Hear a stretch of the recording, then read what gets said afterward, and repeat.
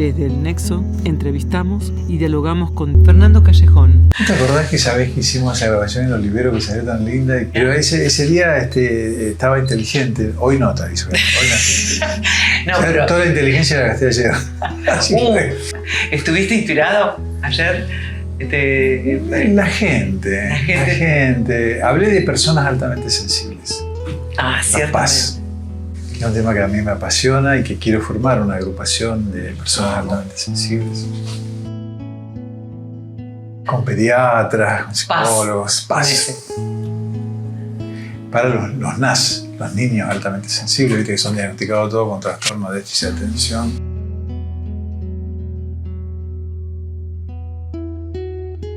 Bueno, comenzamos con eso, con esa distinción entre lo que perciben las personas que trabajan con niños que no tienen ni idea de lo que es el NAS. Si quieres. No, decime vos. No sé, hago lo que vos quieras.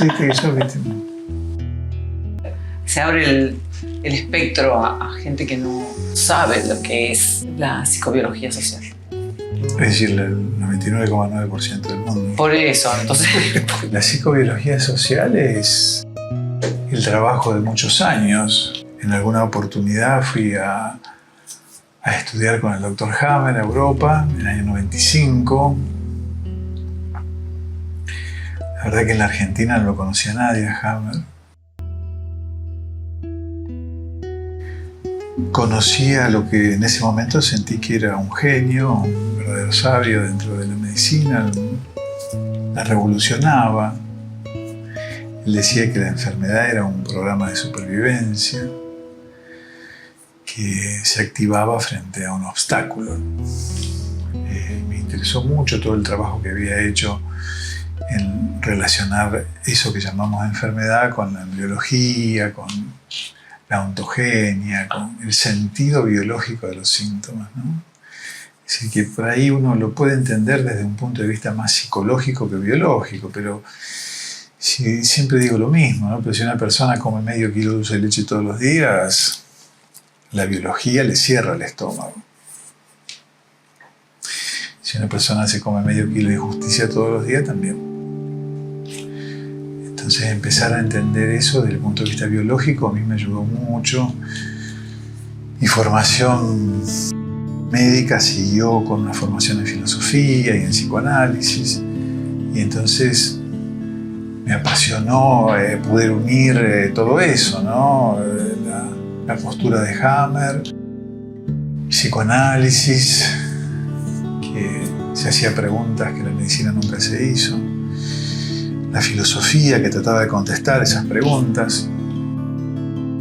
Y así fue naciendo, a partir de un cierto alejamiento de las teorías de Hammer, lo que en su momento se llamó medicina psicobiológica y luego psicobiología social, que es de alguna manera un cuerpo teórico que trata de aunar este sentido biológico de la enfermedad, el para qué de la enfermedad, con la historia de los seres vivos en la Tierra, ¿no? Es decir, me parece sumamente interesante la postura de Hammer de decir, por ejemplo, que el cáncer de pulmón es la rememoración del momento evolutivo en que el ser pasó del agua a la tierra y no tenía de dónde sacar oxígeno porque tenía branquias, no tenía pulmones, y entonces tuvo que crear un tipo de célula que hoy se conoce como cáncer de pulmón. Un tipo de célula primitiva, indiferenciada, que apenas podía captar oxígeno muy poco, hasta que formó la célula normal. Bueno, Hammer decía que cáncer de pulmón es la rememoración de ese momento evolutivo, como que el ser humano actualmente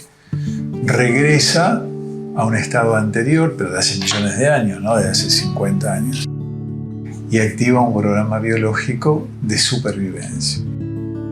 Ahí comencé a pensar qué era la regresión, por qué regresamos. Recordé un fragmento de Freud de esquema para una psicología para neurólogos, que decía que toda célula es una fuente de tensión, que si no se descarga un objeto, regresa a su fuente y se descarga allí. Toda célula es una fuente de tensión, que si no se descarga en un objeto, regresa a su fuente y se descarga allí. Y 2 párrafos más adelante agregaba Freud en 1886, antes del psicoanálisis, que ese sería el origen de las aberraciones celulares que llamamos cáncer. Un concepto que pasó bastante desapercibido, pero que a mí me interesó para entender el porqué de la enfermedad. Y la psicobiología social nace como un cuerpo teórico y práctico en el cual el enfermarnos es un proceso social, no es un proceso individual, donde los conflictos que describe tanto la psicosomática, la nueva medicina, etc., no solo son individuales, sino que son sociales. Claro, conflictos colectivos los llamamos. Nosotros en Argentina podríamos escribir mucho de eso, ¿no? Y en los momentos actuales más que nada. Pero digamos que la psicobiología social lo que aborda es la relación entre un organismo, que es el que la medicina estudia, la mente, las emociones y la sociedad. En este caso los vínculos, la economía, la historia, el destino, el guión de vida. Y para eso nos nutrimos de muchas teorías, por ejemplo, la del análisis transaccional de Verne, de Eric Verne, donde habla de un guión de vida que llamativamente busca protagonistas para repetir una historia. Y todo lo que las neurociencias nos van aportando para entender este mecanismo que llamamos tranquilamente enfermarnos, pero que quizás tengamos que llamar ser vulnerables.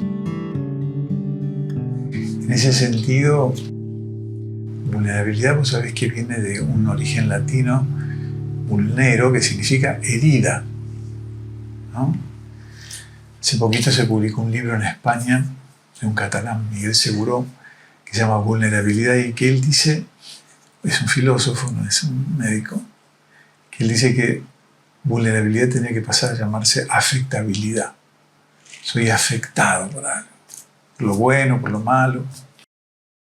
Entonces quizás lo que tengamos que estudiar es la vulnerabilidad de la gente. ¿Qué es lo que le pasa a esa persona? Para que, como dice la mayoría de la gente, le bajaron las defensas, ¿no? La enfermedad lo tomó desprevenido. Estaba en el mejor momento de su vida. Tantas cosas que se escuchan y que no llegamos a entender. ¿Por qué nos enfermamos? ¿Para qué nos enfermamos? ¿Qué sentido tiene la enfermedad en un momento histórico como este, ¿no? Mayormente no tiene sentido para los seres vivos. Incluso los separan tanto de su realidad. Por ejemplo, mencionaste lo de la economía. ¿Qué tiene que ver la economía con el proceso de la salud? Puede preguntarse. Claro. Una persona que siente, no tiene esta afectabilidad y no se siente que no tiene nada que ver su estado vulnerable y de fragilidad económica con lo que le está pasando en el cuerpo. Sí, vos sabés que el otro día dicté un seminario y hacía esa pregunta, ¿no? Les preguntaba quién de todos los asistentes había ido al consultorio de un médico en los últimos 5 años y nombraba distintas especialidades: traumatólogo, otorrino, ginecólogo, endocrinólogo, dermatólogo, gastroenterólogo, ólogo, todos los ólogos que se te ocurran. Entonces la gente levantaba la mano. Entonces yo les decía, bueno, ¿a quién de ustedes que fueron al médico les preguntó si habían sufrido algún trauma en la infancia? Nadie levantaba la mano. ¿A quién de ustedes el médico le preguntó cómo estaban en sus vínculos con sus hijos, su pareja, sus padres, sus amigos? ¿A quién de ustedes le preguntó cómo les iba en el trabajo? Si estaban contentos con lo que hacían. ¿A quién de ustedes le preguntó cómo estaba su economía en estos momentos? ¿A quién de ustedes le preguntó si eran lo que sentían que eran o si no eran lo que sentían que eran? Una pregunta tan simple, ¿no? Y por supuesto que nadie levantaba la mano. Entonces le propuse una fantasía. Le dije, bueno, vamos a imaginar un consultante de fantasía que llega a la consulta de un traumatólogo. Entonces abre la puerta, el traumatólogo con su guardapolvo, su estetoscopio. El paciente se siente y le dice, bueno, ¿cuál es su motivo de visita? Y el paciente le dice, me siento muy vulnerable. ¿Cuál sería la respuesta del médico, no? Seguramente se confundiría y dirá, pobre, se equivocó de consultorio. Tenía que ir al psiquiatra y vino acá. Entonces, inmediatamente al ver la confusión del médico, el paciente decía, y creo que esa vulnerabilidad, completaba, me ha provocado un dolor en la zona lumbar que no puedo sacarme.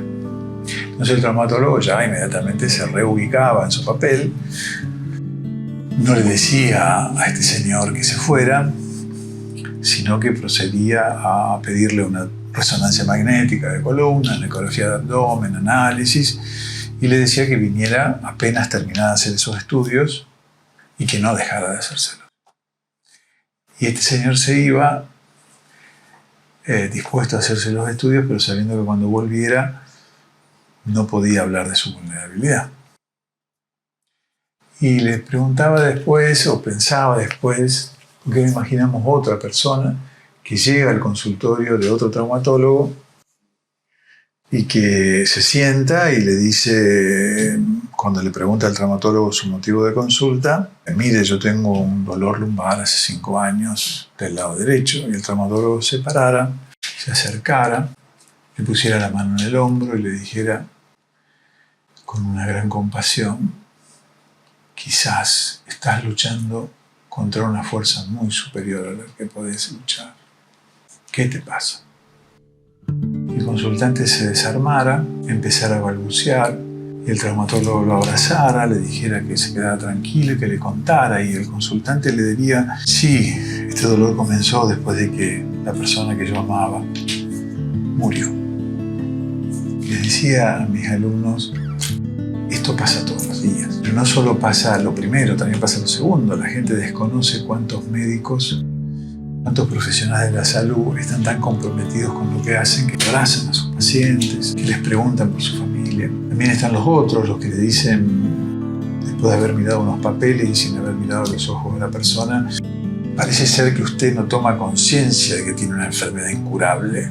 O cuántas veces he visto una persona que ha salido de un consultorio y siendo abrazada por una enfermera que pasaba por ahí. Y todas estas situaciones nos hacen pensar que la medicina se obstina en no tener en cuenta determinadas situaciones de la vida cotidiana. Hay un estudio publicado en Harvard que dice que las personas que han recibido traumas infantiles tienen de 2 a 6 veces más posibilidades de contraer cáncer. Y sobre eso hay miles de estudios. No solo ese estudio, sino miles de estudios. Cuando digo miles, digo decenas de miles, publicados en las revistas científicas de primer orden. Entonces, uno dice, seguramente la persona que tiene un dolor en la zona lumbar desde hace mucho tiempo y no se lo calma, debe pensar que hay muchos estudios sobre eso y que quizás haya respuestas que no tengan que ver con inyecciones o con cirugías, sino con la cotidianidad de lo que les pasa, con la vida de todos los días. Parece ser que algunos profesionales no lo saben y se obstinan en tratar un organismo que no tiene vínculos, que no vive en una sociedad. Siempre me acuerdo de una situación que una chiquita de poco más de 20 años que tenía un problema ginecológico severo, cáncer de cuello de útero, y que había ya hecho lesiones en otros lugares del cuerpo, etc. Entonces ya había hecho todo lo necesario según la medicina y cada vez estaba peor. Y entonces llegó a alguien que le habló de las emociones y le empezó a hablar de la desvalorización, de no haber sido elegida, etc.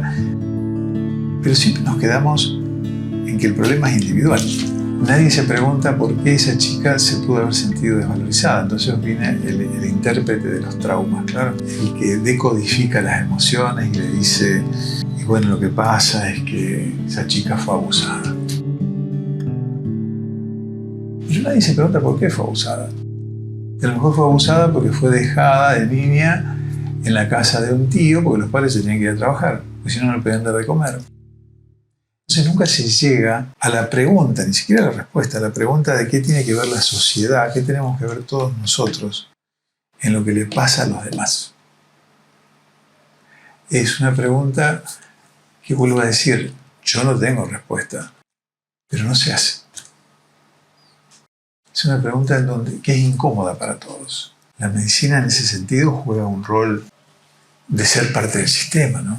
¿Es un tema formativo, sentís? Es muy antiguo, pero la formación de los médicos al tener que tratar, por ejemplo, con cuerpos muertos, ¿hay algo que se escinde ya en el proceso de estar aprendiendo en la universidad? Scheller hablaba de que él fue a estudiar biología y la información en ¿Quién? Cambridge, Rupert Sheldrake, por ejemplo, en Cambridge era tratar con animales muertos. Entonces eso no era para él lo vivo, la biología. Y en la cátedra solo trataba con lo muerto. ¿Pasa eso un poco también en medicina? Mira, yo hace 44 años que soy médico, pero no puedo hablar de lo que está pasando ahora, pero imagino que tal vez sea muy distinto.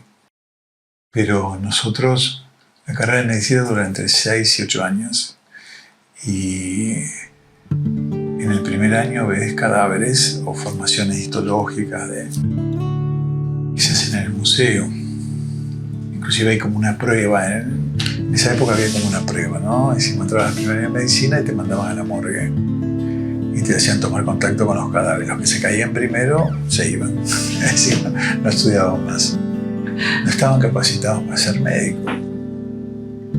Como el médico no trabaja con personas vivas, porque si se desmayan ante un cadáver no sirve. Luego en segundo año veíamos preparados histológicos microscópicos. Y en tercer año aparecía algo maravilloso que era la semiología. Y por primera vez en 3 años veíamos una persona viva. Yo recuerdo siempre una situación que me pasó en el viejo hospital Clemente Álvarez, año 75. Por primera vez nosotros veíamos un ser humano. Entonces éramos 6 o 7, en esa época los grupos no eran más de 5, 6, 7 alumnos. Y el jefe de trabajos prácticos nos dice, escuchen el pulmón de esta persona. Y todos pusimos el estetoscopio recién adquirido, nos poníamos acá colgando porque era una especie de imagen, de autoimagen muy importante, y todos escuchamos el murmullo vesicular, los extractores crepitantes. De repente viene una enfermera y dice, me lo tengo que llevar. Se lo llevo. Todos nos quedamos con el estetoscopio colgando a la espera de que volviera. Y cuando volvió, volvimos a conectarnos. Y yo escuché un ruido raro. Yo no sabía lo que eran los extractores crepitantes, ni subcrepitantes, ni las sibilancias. Pero escuché un ruido raro, era un sollozo. Estaba llorando el tipo. Y todos estaban así. Entonces yo saqué el estetoscopio, me puse adelante, lo miré y el tipo estaba llorando. Era un hombre de unos 40 años, muy grandote, me acuerdo. Y como nadie hacía nada, yo me corrí, busqué al jefe de trabajos prácticos que estaba mirando una radiografía, que era de este hombre, y le dije, doctor, el paciente llora. Y este hombre, el jefe de trabajos prácticos, estaba fumando, porque antes se fumaba dentro de los hospitales, hasta dentro de la sala de terapia intensiva se fumaba. Dentro de coronaria se fumaba. Y me dijo, sí. Ve, esa es la radiografía de este hombre. Le acaban de decir que tiene más o menos 3, 4 semanas de vida. ¿Por qué? Ve, todo este pulmón está todo ocupado y después ya tiene lesiones en otro lado. Pero usted vaya, ponga el estetoscopio porque es muy importante que escuche el ruido. Va a escuchar un ruido muy típico del cáncer. Va a aprender mucho. Y yo recuerdo que me saqué el estetoscopio, me lo puse en el bolsillo y me fui caminando bajito y salí del hospital diciendo, esto no es lo que yo quiero. Y eso me marcó porque quizás haya tenido una sensibilidad. Bueno, yo era mirado como algo raro dentro de la facultad, ¿no? Era bastante raro. Me quedaba, cuando empezamos a ver pacientes, tenía la costumbre de quedarme, cuando se iban todos, al lado de la cama del paciente, y en una libretita negra que era bastante famosa porque tenía una letra muy chiquitita, yo anotaba nombre, apellido, diagnóstico y anotaba alguna característica de la persona. Irritable, autoritario, sumiso, colaborador, sacrificado. Hice casi 600 historias clínicas de ese tipo, que eran muy requeridas por el resto de los compañeros. Y lo que descubrí, año 76, que la mayoría de los internados, en ese momento no había salas de oncología clínica, no existía la oncología clínica, existía la oncología quirúrgica. Lo que descubrí es que todos los pacientes que tenían cáncer, enfermedades autoinmunes, enfermedades que en ese momento eran consideradas sin curación. Eran sacrificados, colaboradores, eran buenas personas. Y los otros que estaban internados por gastritis y hipertensión eran bastante jodidos. Entonces le pedí autorización al jefe de sala del hospital psiquiátrico, acá en Rosario. El hospital psiquiátrico está pegado a la Facultad de Medicina, lo que digo que siempre es una metáfora de la Facultad de Medicina, ¿no? Que el hospital psiquiátrico está al lado. Y le pedí autorización y le dije si podía hacer esa experiencia, se la expliqué dentro del hospital psiquiátrico. Me dijo, sí, un santiagueño encantador. Y fui y, bueno, recuerdo que estaba internada Rita la Salvaje. Había unos personajes increíbles. Un poeta maravilloso, se llamaba William Harvey. Y duré 5 minutos. Nadie me dio pelota. Pero me di cuenta de algo. Me di cuenta que no había un solo caso de cáncer. Entonces fui corriendo, dispuesto a recibir el premio Nobel por el gran descubrimiento. Y le dije a este médico, doctor, ¿usted sabe que acá no hay un solo caso de cáncer? Como diciendo, acabo de descubrir algo que va a revolucionar la historia de la medicina. Y me dijo, ¿y cómo no lo voy a saber? Y yo le dije, ¿por qué? Porque no tienen culpa, me dijo. Y yo me fui silbando bajito de nuevo. Digamos que toda mi carrera fue eso, irme silbando bajito. No entendía lo que pasaba. Y cuando me recibí de médico, la primera guardia que hago en el año 80, en el viejo hospital de Villa Gobernador Galvez, donde se hacía de todo, paros cardíacos, partos, histerias, y yo no sabía nada. Todo estudiante de medicina se recibe sin saber nada, aunque en ese momento sabíamos bastante más de lo que saben ahora, pero bueno, quiero decir que por ahí no sabía suturar, no sabía poner una inyección, cosas elementales para un médico, pero bueno, las aprendí ahí. Y siempre me acuerdo que me tocan la puerta a la 1 de la mañana, era una enfermera que se llamaba Elvira, divina. Yo aprendí a ser médico con las enfermeras y las mucamas. Todo lo que sé de medicina me lo enseñaron las enfermeras y las mucamas. A cambiar a un paciente, cambiar la traversa, a saber lo que significa esperar una visita y que no venga. Todo eso se lo enseñan a uno las mucamas y las enfermeras. Y recuerdo que me dice, hay un chiquito con falso croup. Y yo había escuchado hablar de falso croup. La laringitis estridulosa se llama en medicina. Y le digo desde dentro de la habitación, prepare adrenalina. Y veo que la enfermera se queda mirándome como diciendo, ¿cómo? Y él se va. Entonces llego a la sala y el chiquito estaba con la laringitis estridulosa, el falso croup, que no pueden respirar. Hacen así, es un cuadro muy dramático, pero que cede. Con la pose típica del médico recién recibido, que cree que sabe absolutamente todo. Y la enfermera me hace así. Y detrás del biombo me dice, yo le preparo la adrenalina, pero acá lo curamos con pañitos tibios. Y yo desde mi caballo, que acababa de caer, le dije, bueno, prepare pañitos tibios. Y el chico a los 5 minutos se fue a su casa, ¿no? Con los pañitos tibios y el vapor. Y también me fui silbando bajito de ahí. Sí, la formación médica quizás no sea la mejor. Pero no es solo la formación médica. Es un sistema que le pide al médico que haga lo que quiere que haga el sistema, ¿no? Sí, se ha transformado, también hablamos en alguna otra oportunidad, en algo como religioso, ¿no? Muchas situaciones en que la palabra del médico reemplaza la palabra divina. Ha habido un desplazamiento muy grande. Lo que es esperar que el médico le diga que se va a curar, que se va a morir o algo. Es una responsabilidad enorme. Sí. Que tiene el profesional, que es un ser humano que puede tener muchísima idea, pero saber si se va a morir o no se va a morir la persona. ¿Vos sabés cuándo una persona se va a morir? ¿Lo sé cuando está muerto. Se diagnosticar una muerte. Sí. Pero hay una necesidad social de controlar eso que desconoce, que es lo que le pasa. O de pertenecer también. O sea que a mí me gusta contar una historia que cuenta Iván Illich en Némesis Médica. Iván Illich era un filósofo ruso que vivió en México muchos años. que creó una universidad para estudiar su filosofía. Y Illich cuenta que durante la Revolución Francesa, a los pocos meses, se reúne un comité de notables y decide, después de una amplia discusión, que en una república donde existía la igualdad, la libertad y la fraternidad no podía existir algo tan desigual como la enfermedad. Por lo tanto, elabora un decreto en el cual se queda abolida la enfermedad y queda abolida la profesión médica y cerrado todos los hospitales. Es un hecho histórico, no es una fantasía.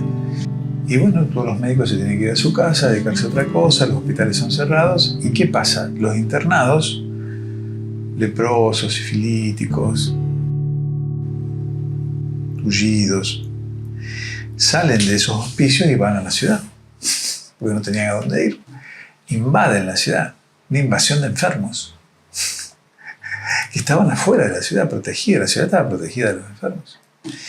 Se arma tal descomunal problema que se convoca a esta comisión de notables y al poco tiempo son guillotinados todos y rápidamente se restablecen, se abren los hospitales y los enfermos vuelven a donde tenían que estar.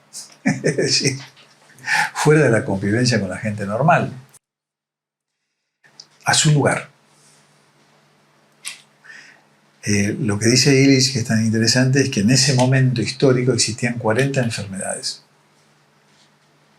10 años después de este hecho existen 600. Hoy existen 15.000. Fue un brote tremendo después de la pandemia, la cantidad de miles de enfermedades nuevas que se diagnosticaron. Entonces uno se pregunta, ¿qué es estar enfermo? ¿Se puede estar enfermo y no estar sano? Estar sano. Se puede estar enfermo y estar sano, perdón. Se puede no estar enfermo y no estar sano.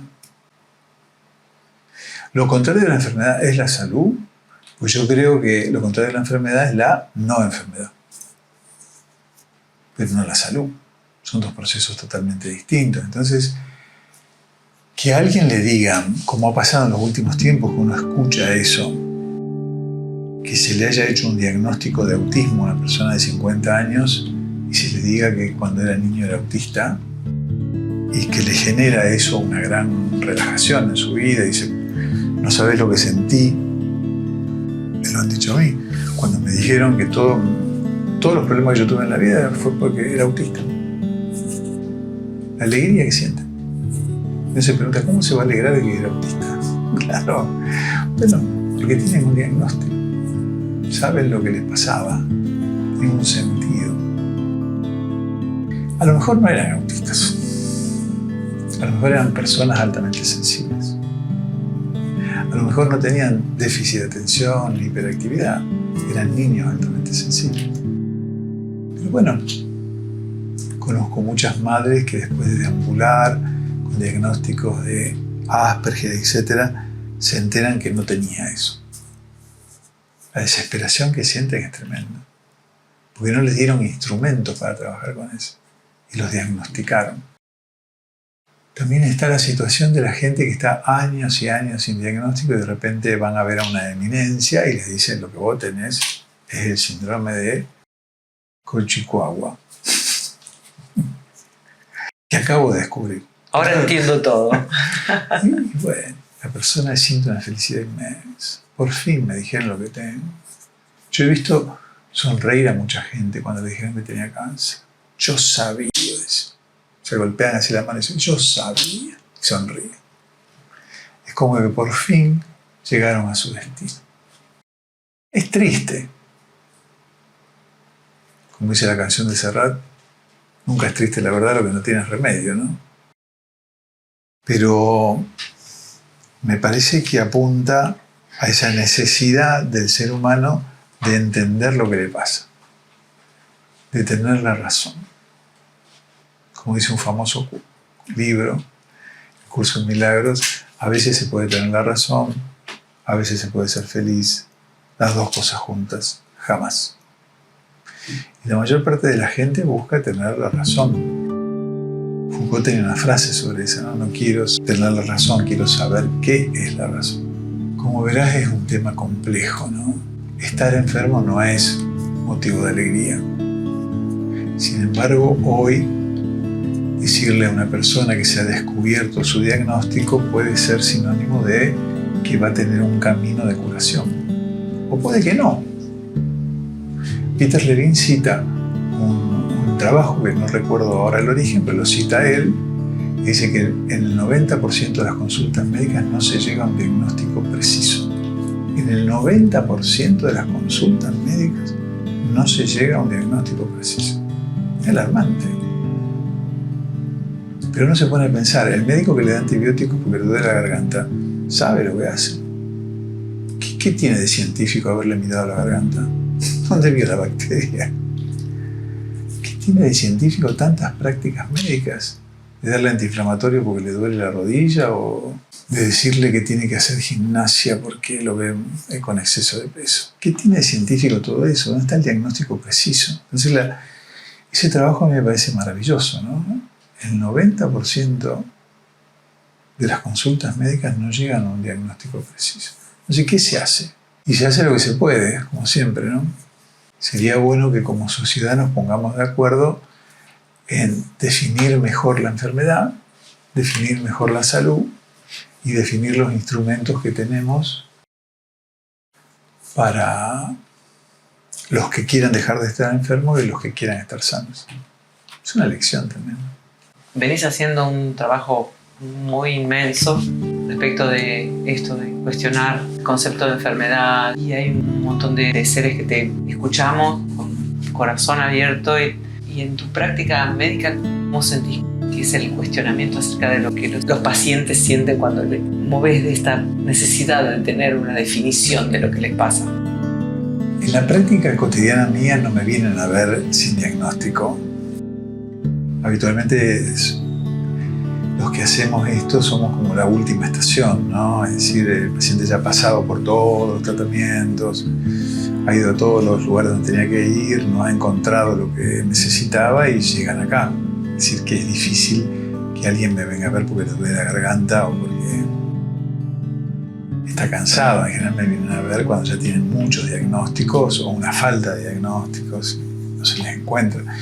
Yo lo que les explico es que es fundamental trabajar con la persona, no con la enfermedad. Claro, nosotros no trabajamos con enfermedades. A mí siempre me preguntan, ¿cómo tratan ustedes la esclerosis múltiple? ¿De quién? Esa es la pregunta que siempre hacemos, ¿no? No existe una entidad fuera de ese ser humano que se llama esclerosis múltiple. Es una persona que está sufriendo un trastorno o no, habría que ver, que la medicina ha llamado esclerosis múltiple, por nombrar esa enfermedad, cualquier otra.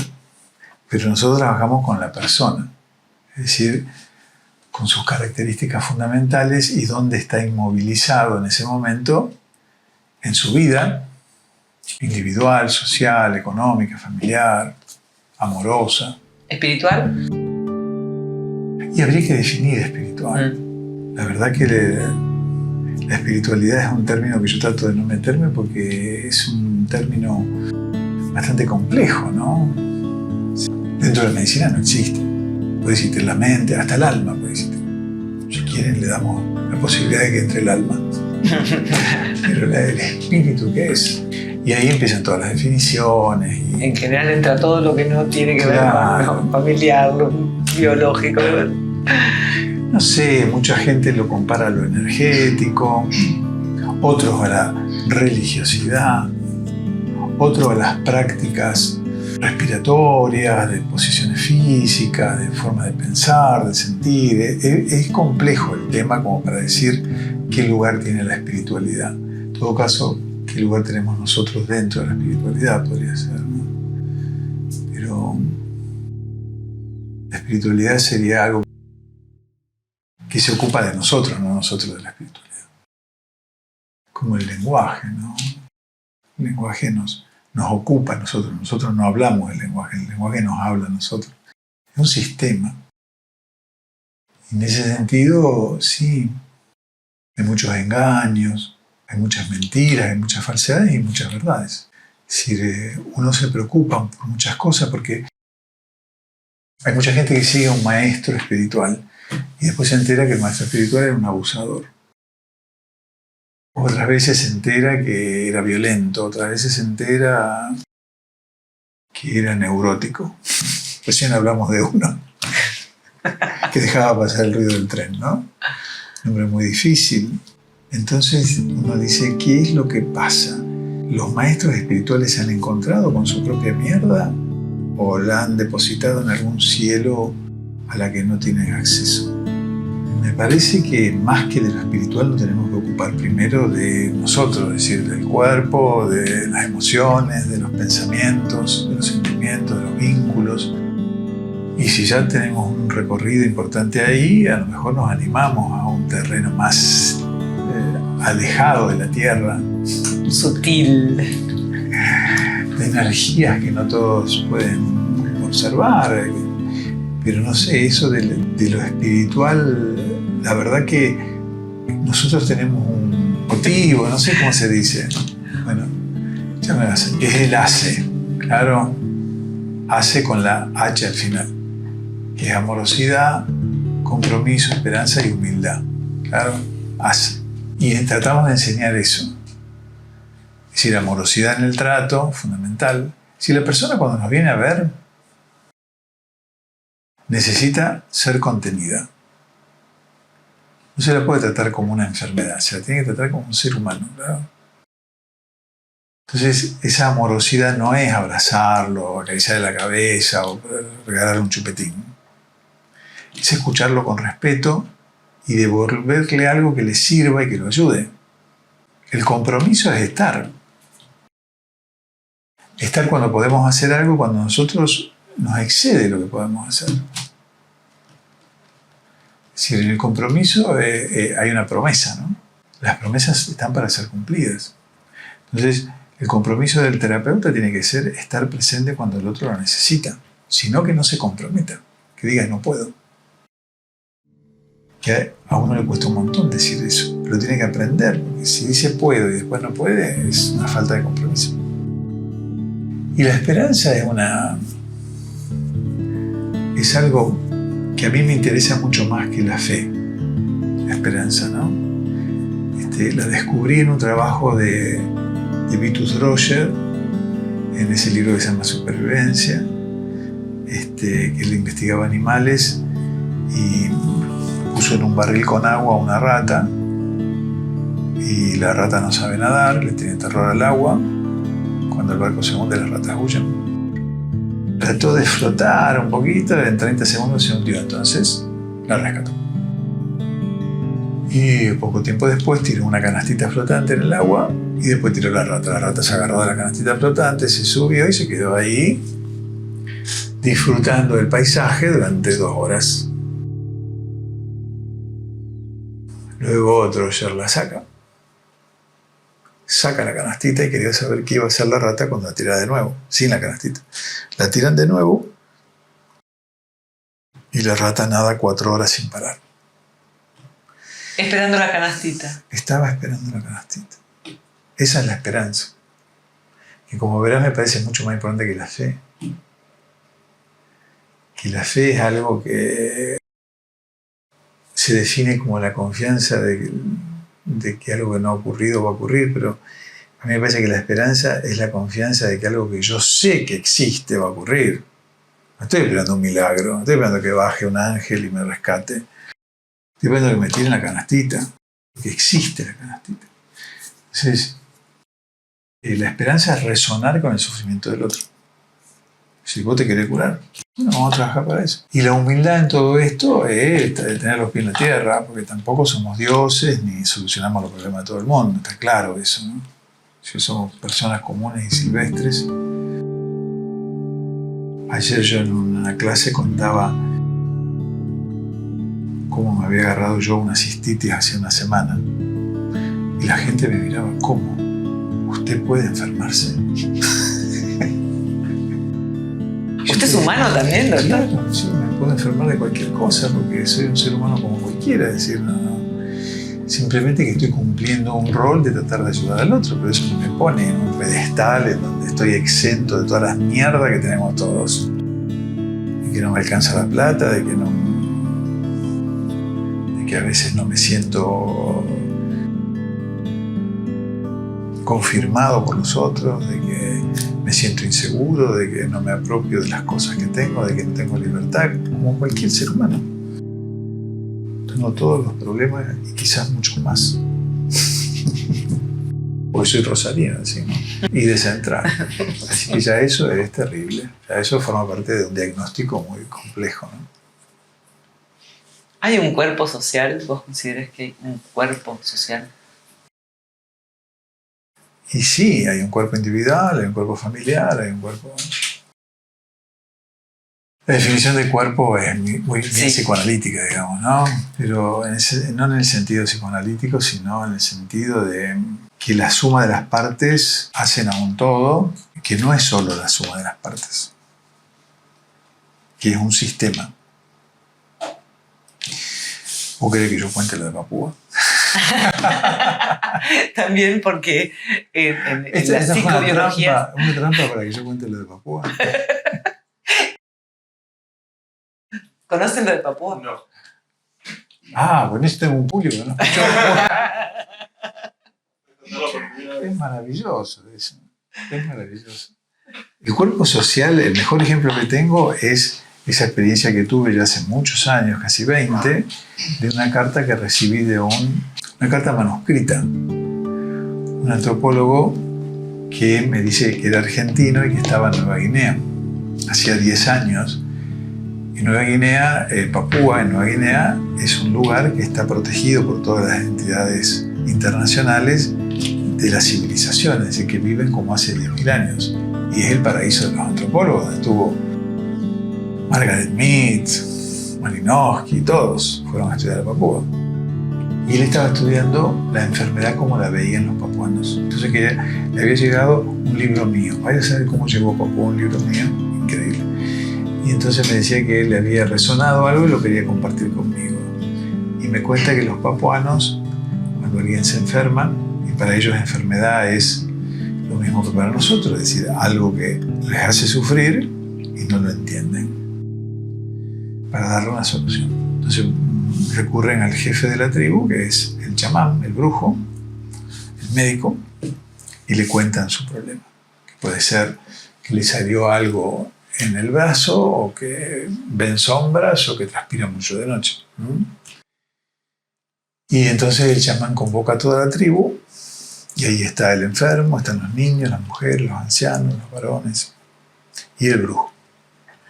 Y entra en trance y lanza una pregunta al aire, que este antropólogo había traducido como ¿quién ha cometido una injusticia?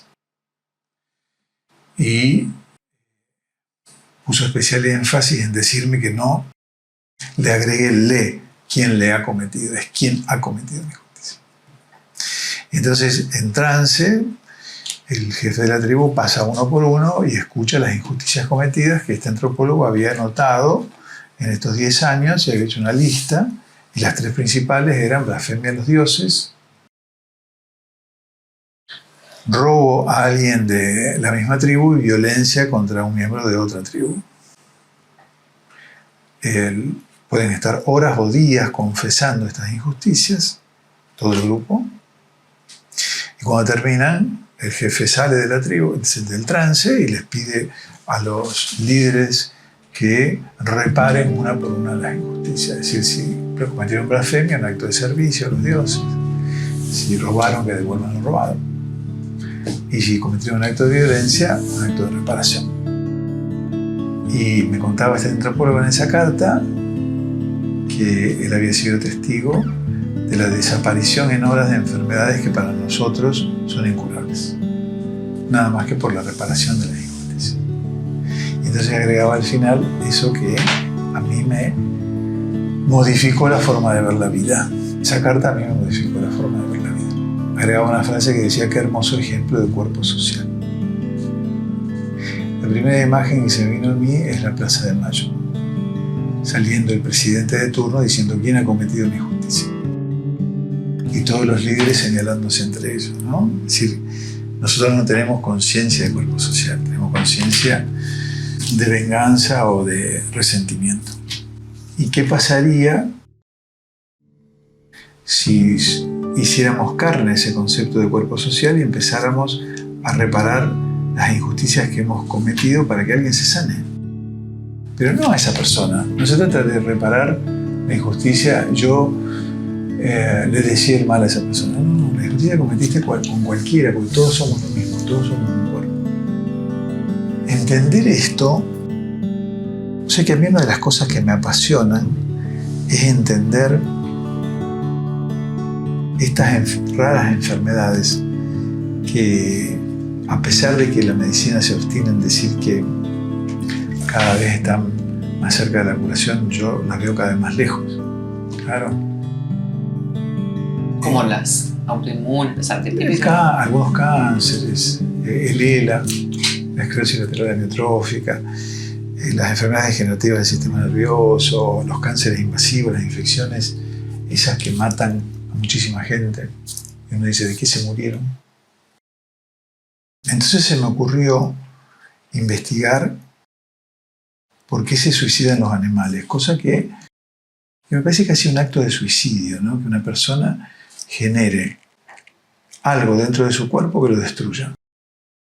Y que aleja esto totalmente del concepto de Hammer de que toda enfermedad es un programa de supervivencia. Yo cuando veo a los chiquitos con lesiones cerebrales que les invaden y los matan en 2 meses, digo, ¿dónde está el programa de supervivencia? Cuando veo en las pandemias o en las epidemias cómo se muere la gente, digo, ¿dónde está el programa de supervivencia? Entonces investigué, fue un trabajo que hice hace algunos años, el suicidio de los animales salvajes, no domésticos, porque los animales domésticos no se suicidan. Vos sabés que hay un estudio, de hecho, que los animales salvajes no tienen accidentes cerebrovasculares, no sabe por qué. No se sabe por qué. Y no tienen metástasis. Y entonces hay muy poca literatura publicada, casi diría que ninguna. Fue un trabajo de mucho tiempo, pero algo hice. Y descubrí que había como 4 causas de suicidio animal. No sé si las voy a recordar a todas, pero una era el acorralamiento, se siente acorralado. Es decir, el ratón frente al gato. El acorralado no puede huir y se le tira los ojos. Y el gato lo agarra, se llama el suicidio del ratón. El acorralamiento. La otra es la pérdida irreparable. Es el cisne que pierde a su pareja, mete la cabeza dentro del lago y no lo saca más. Pérdida irreparable. La tercera es la autoinmolación, que se ve en los monitos capuchinos, que salen a gritar que viene el predador. Y como sale a gritar, el predador se lo morfa. Es decir, se suicida, pero está preparado genéticamente para hacerlo. El cuarto, el mimetismo. Es decir, por ejemplo, las ballenas, una ballena en fila para la costa y todas las ballenas lo siguen. Y se suicidaron decenas de ballenas en la costa, dice. ¿No? Mimetismo puede ser también para sobrevivir, como, ¿no? Una mímesis que se transforma en un gusanito en una hoja y ya no desaparece. Claro. Pues, pero, no, ¿qué será lo que la lleva a la ballena a encallar y todos siguen? Hay muchas teorías al respecto, pero digamos que el concepto que me sirvió a mí era eso: acorralamiento, autoinmolación, pérdida severa, irreversible y mimetismo, ¿no? Y empecé a elaborar una teoría de los conflictos colectivos, ¿no? La experiencia que tuvimos durante la pandemia me ayudó mucho porque ahí vi mucha autoinmolación. Sí, vi gente que se moría autoinmolándose. Y ha sido un trabajo interesante porque me parece que ese cuerpo social no llega a entender a los monitos capuchinos, que salen a gritar que algo está mal, que hay peligro. Y tanto no lo entienden que los dejan seguir muriendo, es decir, no hace nada la sociedad por ellos, por esa gente que se inmola, digamos, para avisar a los otros del peligro. Tampoco hace nada por las pérdidas irreparables, ni sé siquiera si habría que hacer algo. Ni sé siquiera. Quizás tampoco haga nada por el mimetismo o por el acorralamiento, ¿no? El acorralamiento es una de las cosas que más se ve en cáncer de mama, por ejemplo, ¿no? ¿En qué sentido, para? Y el cáncer de mama tiene mucho que ver con la relación madre-hijo, ¿no? O hijo-madre. Hija-madre en ese caso. Y realmente hay una serie de hechos en que se sienten acorraladas esas mujeres, ¿no? En que si no forman una... La biología actúa cuando el pensamiento, la emoción, los vínculos ya no pueden actuar. Así actúa la biología. Si uno se pone a preguntar por qué no actúa el pensamiento, por qué no habla con esa persona en vez de enfermarse, por qué no le transmite sus emociones, por qué no se modifica socialmente la estructura, no, hace un cáncer de mama. Y entonces vienen los psicólogos y te explican, es para hacerle sentir al otro, que es llamar la atención, etc. No, es una conducta biológica. Si llegamos a entender eso, es como los niños altamente sensibles, nacen así, no es por la crianza. Una de las cosas más difíciles de hacerle entender a una madre que tiene un niño difícil, por ejemplo, lo que se llaman niños de altas necesidades o de alta demanda. O sea, ese término lo crea William Sears, que era un pediatra inglés que se especializaba en la crianza. Había publicado libros sobre cómo educar a los hijos y le nace un hijo difícil, una hija, se llama Hayden. Lo desbordó por completo, no tuvo la más pálida idea de qué hacer con ese hijo y crea el término niño de alta demanda. Son los nenes que no comen, no duermen, lloran todo el día, pueden ser violentos, pero no es un trastorno, es un rasgo de la personalidad, es un rasgo de su sensibilidad. No hay ninguna madre que esté preparada para criar un niño difícil. Pero la sociedad le dice, no, vos tenés que ser más dura con él. No, vos tenés que ser esto, ser aquello. La suegra, la madre, la maestra, los psicopedagogos, el psicólogo, el pediatra. Consejos y consejos. ¿Y qué logran con eso? Que la madre se sienta una porquería. ¿No? Y que haga lo que pueda, que termine gritándole al pibe o cagando la patada, qué sé yo. Hay un pediatra canadiense que vendió 3 millones de libros sobre la crianza, en donde dice que el niño cuando llora tiene que ser encerrado en una habitación, que es la única manera que deje de llorar. Me hace acordar a Lelutier.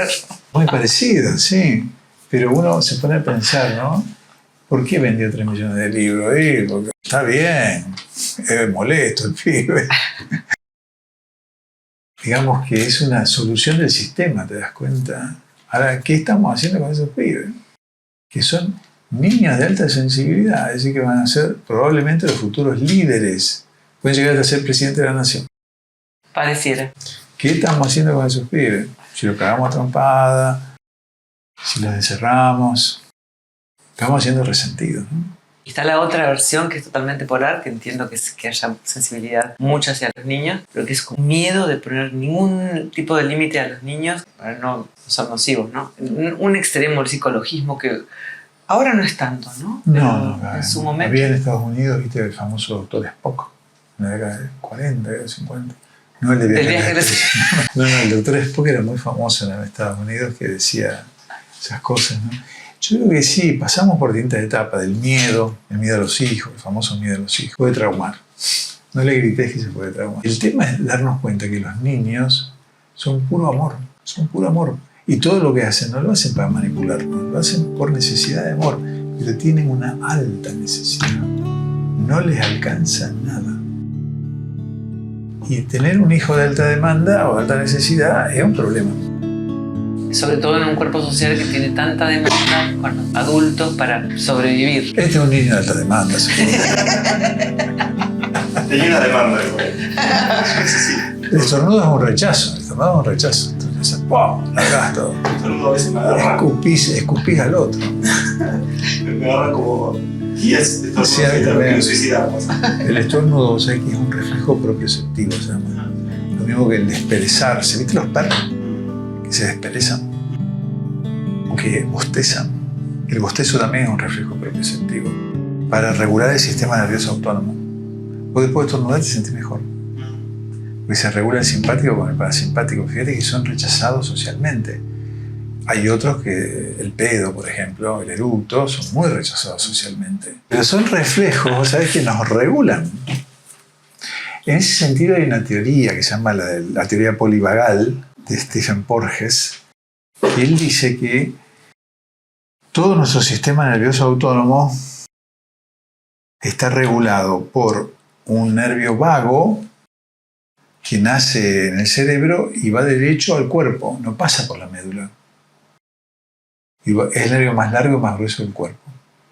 Y llega al aparato respiratorio, cardíaco, digestivo, etc. Y ese nervio se divide en dos ramas. Una anterior, que se llama ventral, que está mielinizada, es decir, que tiene mielina, entonces la velocidad de conducción es rápida. Y otro dorsal, posterior, se llama vago dorsal, que no está mielinizada y es lenta. Y en el medio está el simpático. Esas son las dos ramas del parasimpático. Y en el medio está el simpático. Cuando un niño tiene peligro, ¿qué es lo que hace? Siente peligro. Busca a la madre. Mira, busca. Desesperadamente. Activa el vago ventral, el anterior, el mielinizado. Nosotros como mamíferos que somos, activamos la conducta social ante el peligro. Esto es muy interesante, ¿eh? Activamos la conducta social ante el peligro, buscamos ayuda. No la encontramos. Se activa el simpático, que nos prepara para el ataque o la huida, para pelear o rajar. A través de la liberación de adrenalina que pone en marcha todo un sistema de dilatar la pupila, aumentar la frecuencia respiratoria, todo. Y si eso no se puede hacer, se activa el vago dorsal, que no está mielinizado y que es reptiliano. Está manejado por el cerebro reptiliano. Entonces lo que dice Porges es muy interesante. Dice que nosotros hemos aprendido en el curso de la evolución a invertir esta respuesta. Y que habitualmente estamos respondiendo como reptiles cuando tenemos que responder como mamíferos. ¿Cuál es la respuesta del reptil? Se paraliza. Se paraliza. La inmovilidad. ¿Vos no tenés lagartijas en tu casa? Sí. Observala. Se hace la muerta. Se queda quieta. Pero vos te acercás un poquito y corre. Y se hace la muerta de nuevo. Bueno, Porges dice que nosotros hemos aprendido a revertir la respuesta evolutiva, porque primero fue reptiliana, y después fue mamífera, y después fue del neocórtex. Bueno, nosotros, en lugar de buscar la comunicación social, ver cómo lo arreglamos, nos hacemos los muertos. ¿Qué es hacerse el muerto para el ser humano? Hay dos características. Una, inhibir la respuesta. Te mandan un WhatsApp que te dice: anulamos todo el contrato hecho con la empresa tal y tal. Y vos decís: hijos de... y no lo contestás. Te inhibís en la respuesta. Y la otra forma de hacerte el muerto es la disociación. No estoy ahí. Es decir, me disocio de mi cuerpo, de mi historia, de mis pensamientos y de mi identidad. Lo que se llama la disociación, es decir, estoy muerto. Es lo que caracteriza el trauma. Las personas abusadas se disocian, claro. Cuando se exponen ante una nueva situación traumática, no están ahí, se quedan inmóviles, se quedan congeladas. Siento que hay una respuesta social también así. Claro, estamos actuando como reptiles cuando tendríamos... Bueno, Eugenio Caruti dice que, no sé si lo dice él, pero yo se lo leí a él, el neocórtex fue el gran fracaso de la evolución. El neocórtex es el que nos permite procesar la información, comunicarnos y ser humanos. Y él dice que esa actitud del neocórtex, la evolución la creó para profundizar el contacto entre los seres vivos. Y el ser humano la usó para crear máquinas que le aseguraran su supervivencia, su comodidad. Ese gran fracaso del neocórtex es haber vuelto a la conducta reptiliana, disociarse, inhibirse e inmovilizarse. Después pasamos al ataque-huida, nos peleamos, huimos, y lo último que hacemos es la conciliación. Es comunicarnos, después nos comunicamos. Porque te mato, te llamo. Lo que estamos haciendo en este momento social, ¿no? Deleuze dice algo maravilloso. Yo no sé por qué los grandes pensadores de la humanidad se terminaron suicidando. Es una cosa que es para estudiar, ¿no? Yo voy a investigar como las ballenas que mencionas algo. Sí, me parece que se sentían todos acorralados. Se sintieron Deleuze por su enfermedad, ¿no? Se tiró de un 5º piso el tipo. Y él decía, él es el que crea los términos, eso que a mí me gusta tanto usar, canceriando. Estoy canceriando, no tengo cáncer. Estoy transitando un periodo. Que la paz sin alegría es renunciamiento. Es una paz cobarde. Ahora, renuncia a un montón de cosas para tener paz, inclusive la alegría. Y la alegría sin paz es resentimiento. Dice. Me cago de risa, bailo todo el día. ¿Qué me importa que se mueran de hambre? Es hermoso, ¿no? La paz sin alegría es renunciamiento. La alegría sin paz es resentimiento. Por eso uno de nuestros lemas es paz y alegría, ¿no? Es paz con alegría.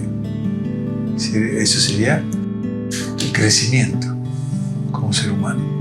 Crecer es tener paz y alegría. Recuerdo la frase de una poeta hermosa que se suicidó también. Ella decía, paz no es la calma que necesito. Paz no es la calma que necesito. Claro, puede ser.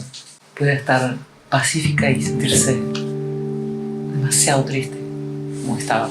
Sí, también es aprender a vivir con la conciencia de la falta, ¿no? Vivir con la conciencia de la falta me parece fundamental. Es decir, nosotros no... La vida es un engaño, seamos sinceros. Está llena de agujeros que tapamos. Es como, viste, una mesa como esta llena de agujeros, yo le pongo un mantel y digo, che, qué hermosa la mesa, acá está llena de fallas. Maquillaje. Y aprender a vivir con esa conciencia, viste, que siempre nos van a faltar cosas. No estamos hechos para ser dioses, seres plenos, llenos de alegría. Schopenhauer decía que había un péndulo, ¿no? Del sufrimiento absoluto al aburrimiento extremo. Era terrible Schopenhauer. Sí, era terrible Schopenhauer. Por muchas otras razones era terrible, pero esto de ir del sufrimiento extremo al aburrimiento extremo, ¿no? ¿Te acuerdas ese cuento de Borges, el inmortal? Borges tenía un humor tan particular. Porque él dice, el inmortal dice que el tipo estaba tan aburrido que se tiró al piso durante 73 años y le creció un tronco en el medio del pecho. Nunca se corrió. Claro. La plantita tomó su lugar. Es un concepto de la vida bastante extraño, ¿no? Eso de... Bueno, Borges no creía en la eternidad. Pero digamos que la vida es tener conciencia de falta. Es decir, la falta será estar enfermo, ser abandonado por la persona que querés, no tener la economía que querés tener, porque lo que se mantiene es la ilusión. La ilusión. Y sí, la ilusión es lo que te mantiene vivo. No sé quién dice que la ilusión no es un pagaré. Claro, porque la ilusión no podés tenerla, satisfacerla. Se tiene que mantener viva, ¿sí? No, estamos hablando del amor, ¿no? Sin darnos cuenta. Sí, porque la palabra ilusión, por ejemplo, en Oriente, que tiene que ver con el engaño, como ilusorio, en lugar de ser la ilusión de la esperanza, ¿no? Como hay una distancia para ellos, lo que es ilusión, el maya, es la mentira, lo que no es verdad, todo lo que tiene que caer, que estamos cubiertos por la ilusión. Es una cultura distinta a la nuestra. Nosotros en Occidente mentira y verdad no son lo opuesto. Son hermanitos. No, el opuesto de la verdad, ¿qué sería? La no verdad, qué sé yo, pero si queremos poner un término sería lo falso. El opuesto de la mentira, ¿qué es? Hay un trabajo de Deleuze sobre la mentira muy interesante, porque en un momento de su vida lo empiezan a perseguir porque él decían que había colaborado con los nazis, era de Argelia, si no me equivoco, Deleuze. Venía mucho a la Argentina. Entonces escribe un tratado sobre la mentira muy interesante. Dice que la mentira nunca se puede comprobar.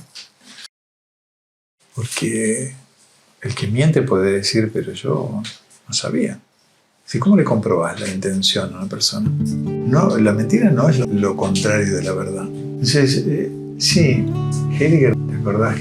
Decía que el que no hablaba de la muerte en sus escritos hablaba de boludeces. No decía eso, no usaba la palabra boludeces, pero no había otro tema. Otros dicen que los únicos temas que hay son la muerte y el amor. La muerte es como que nos persigue a todos un poquito, ¿no? Es decir, sobre todo a determinada edad, en donde uno la ve mucho más cerca. Es imposible porque no sabemos nada, no entendemos nada porque siempre estuvimos vivos. ¿Cómo podemos imaginar la muerte? Yo creo que la persona que está enferma imagina la muerte. Y ese es un grave problema. Lo que pasa es que imagina la muerte según su cultura y, por ejemplo, Sí. en Occidente siempre está como... es muy oscuro. Hay otras percepciones de que el otro lado está... bueno, no sé, la gente religiosa que pone Claro. muchas significaciones en el momento de cuando todo se apaga. No, que pues tampoco yo se imaginan cómo te es hacía la apagarse. diferencia entre la esperanza y la fe, ¿no? Porque a mí me parece que sería lindo tener esperanza en cuanto a la muerte. Yo ya sé que va a ocurrir esto, pero ahí tiene que tener fe. Y la fe, ¿quién no tiene? Muy poca gente. Bueno, a mí me cuesta tener fe, me encanta tener esperanza, pero me cuesta tener fe. Así que va a ocurrir algo que nunca ocurrió, o que dicen que nunca ocurrió. Entonces, quizás en ese sentido, ¿viste? Alguna vez escribí un artículo que se llama Cómo convertirse en un hijo de puta y curarse el cáncer, ¿no? En donde hablaba del trío de la supervivencia, es decir, había que aprender a mentir, había que aprender a ser egoísta y había que aprender a no tener culpa. A mí me parece que de las tres la más importante es aprender a mentir. Se mienten demasiado por falta de fantasía, dice Machado. La verdad también se inventa. Creo que una persona que está transitando un proceso de enfermedad tiene que colaborar con la mentira. ¿Qué es la verdad? Es lo que vos decías antes, que me voy a morir dentro de 3 meses, 6 meses. Esa es la verdad. No, voy a vivir 30 años más. Y todos dicen, pobre, se miente a sí mismo. Esa famosa aporía, ¿viste? El cretense. El mentiroso que dice que miente, dice la verdad. Entonces yo creo que es importante empezar a amigarnos con el engaño, la mentira. Quizás tengamos que ponerle nombres distintos, claro, porque suenan, en la cultura nuestra suena muy feo. Suena fraudulento. Claro. Porque tiene que ver con el otro. Aunque uno engaña al otro. Pues digamos renegación. Entonces te miran y dicen, qué interesante. Claro. Hay un artículo de Silvia Bleichmar que resucitó hace pocos meses, que lo escribió en el 2001, que se llama La desmentida de Caperucita Roja. La desmentida. La desmentida es el concepto castellano de la renegación, la forclusión, la desmentida. Y dice, ¿ustedes creen que Caperucita Roja no sabía que el lobo no era la abuelita? Me gusta una vez que hiciste una investigación acerca de los cuentos para niños. Los cuentos infantiles. Y tuviste 14 versiones distintas de Caperucita 14. Roja. Y cada uno me daba una versión que tenía que ver con su forma de ser. Por ejemplo, ¿no? Cada uno tiene una versión distinta, es decir, uno se pone a pensar el engaño, la mentira, la fantasía, la ilusión. ¿Por qué nos gusta tanto la magia? ¿No? Es decir, vos vas a la RAE y magia es dice conjunto de habilidades que se pueden aprender y por la cual se pueden hacer cosas extraordinarias como hacer aparecer y desaparecer personas. La definición de la RAE. Entonces yo creo que estamos mucho más cerca de la ilusión y de la magia que de la realidad y de lo concreto. Esto, según la física cuántica, es una ilusión. Pero es una ilusión que se repite, como decía Einstein, el tiempo es una ilusión obstinadamente persistente. No existe, es una ilusión. Eso es de aplicárselo a alguien que se está muriendo de viejo. O que el tiempo pasa y le rematan la casa. Es decir, existe el tiempo. Pero es una ilusión obstinadamente persistente. Podemos trabajar con eso. Como cuerpos sociales podemos trabajar en una ilusión para cambiarla, para cambiar el paradigma. Es fácil. A veces soy muy pesimista. Por ahí tengo algunos destellos de optimismo. pero no duran demasiado tiempo. Es decir, cambiar todo un sistema basado en una ilusión que se ha vuelto realidad no es nada fácil. No es nada fácil. Se cristalizó la ilusión, se paró. Nos agarró el reptil y quedamos paralizados en una concepción de una ilusión, un momento que es real todo. Hay un trabajo de Malinowski, el antropólogo, que dice que había un pueblo, no recuerdo dónde, en donde ellos investigan como antropólogos ese pueblo, que era una sociedad matriarcal. Entonces le preguntan a las mujeres quiénes son los padres de los hijos. Y ella dice, no, el padre es el río. ¿Cómo el río? Claro, nosotros vamos todos los meses al río y nos hacemos penetrar por el agua. Quedamos embarazadas y entonces los hombres vienen todas las noches a la carpa y nos echan su semen para alimentar al embrión que está dentro.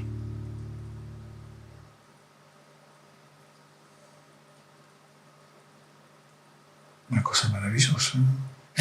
Una realidad maravillosa. Es decir, ¿cómo vamos a convencer a esas personas que en realidad es el semen que la embaraza, el río no tiene nada que ver? Bueno, es todo un sistema que ha tardado siglos y siglos en cambiar. ¿Vos creés que es fácil cambiar este sistema? El de la enfermedad, por ejemplo. ¿Cómo pasaron a existir 16.000 enfermedades si había 40 hace 200 años? Cualquier pensamiento te dice, bueno, pero se triplicó la población mundial en 70 años. Sí, es cierto. Entonces, totalmente cierto. Es decir, el promedio de vida hoy casi llega a los 80 años. Eso se debe mucho a la tecnología, etc. Lo que no se dice es que la próstata del varón fue hecha para los 30 años de vida que tenía cuando fue hecha. Y hoy se sabe que el 80% de los varones de 80 años tienen cáncer de próstata. Entonces, la biología tiene una conducta antigua y clásica, y nosotros la estamos cambiando, esa biología. Es decir, y el sistema se va acomodando, ¿viste? Vos hace 20 años atrás, imagínate que fueras a una conferencia, y yo daba una conferencia, yo estaba dando una conferencia. Entonces yo decía, a ver, levante la mano las personas que creen en las luchas por el feminismo.